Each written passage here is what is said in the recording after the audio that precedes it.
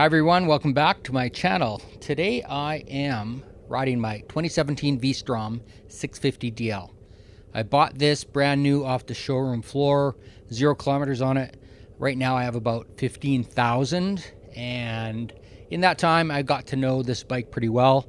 I will do these are the things I like about my V-Strom, but right now I'm going to focus on the things that need to be improved upon. So I'm not sure whether or not Suzuki has done anything with regard to these things, but if they're listening, please consider these.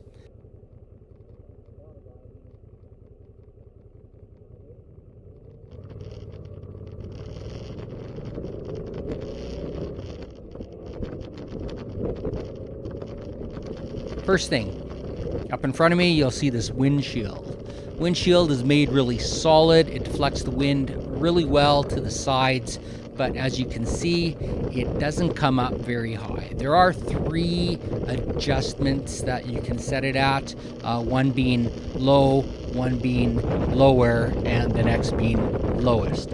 As you can see, I have a windshield extension that I put on, and that has really made a big difference in deflecting the wind over top of my helmet instead of hitting me right dead center in the helmet. Next, I want to talk about the foot pegs. So when you're riding on the highway and you're in the seated position, the foot pegs are doing their job. There's minimal vibration, and they're actually quite comfortable, and they're placed relatively in the right place, but I'll get to that later. So where they fall short is when you are riding on gravel or any type of dirt road, they aren't quite wide enough to be comfortable. So you're always having to be mindful of where your feet are, and that really is difficult when you're shifting around while you're standing up. So Suzuki, make your foot pegs a little bit wider, and I think they'll be just perfect.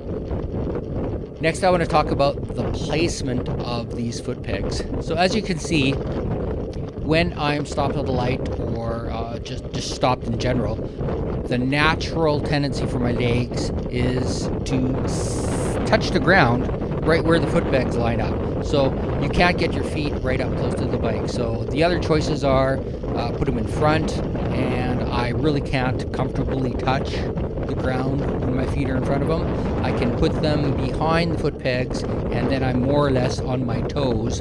But the other option is, because they're adjustable, you just kind of fold the foot pegs in, and then your feet can be naturally placed where it's comfortable. So I don't think it would make a great big difference in the stability or the comfort when riding if Suzuki, you moved your foot pegs probably 2 inches forward, and that would take care of this problem completely. Next, I want to talk about ABS. So for regular riding conditions, ABS is awesome. Where I find that it falls short is if you're riding on any gravel or dirt and you have to go down a decline of any type, the ABS will kick in and you can't have the control that you definitely need to maintain your bike in situations where it might get a little slippery. So I have run into some problems before where I wasn't able to slow down my momentum because of the decline of the hill, and I almost had a bad ending at the bottom. So I know that Suzuki, and things that I really like about that is that it has traction control. So there are 3 settings in traction control. You have a setting 1, which is regular riding, setting 2, which would be for slippery conditions, and the setting 3 is actually off. So it wouldn't take a whole lot for Suzuki to take some type of electronic control to give you the ability to turn off the ABS. So that is one thing that definitely needs improvement.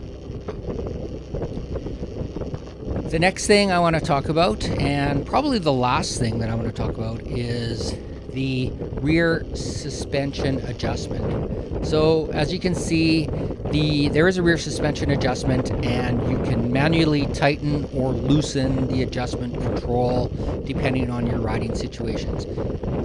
I never know where my adjustment is, whether it's high or low, because there's no type of indicator telling me where the adjustment level is currently. So for me to get an idea of where that is, I actually have to write it down, or I have to go all the way up or all the way to the top and then start counting the rotations so I can determine whether I am in the middle or to the lower or to the top end of the adjustment. So Suzuki, please make some kind of it could be a manual indicator, it could be an electronic indicator, doesn't matter. Make a indicator that tells you where your rear suspension control is. Other than that, there really isn't anything that needs improvement on this V-Strom. I'm really happy with how it performs and how comfortable it is to ride. I would certainly recommend one. If you're in the market for a 70/30 adventure bike, I would certainly recommend the V-Strom. Let me know what you like about your V-Strom or what you don't like about your V-Strom in the comments below. Until then, everybody ride safe, and we'll see you next time.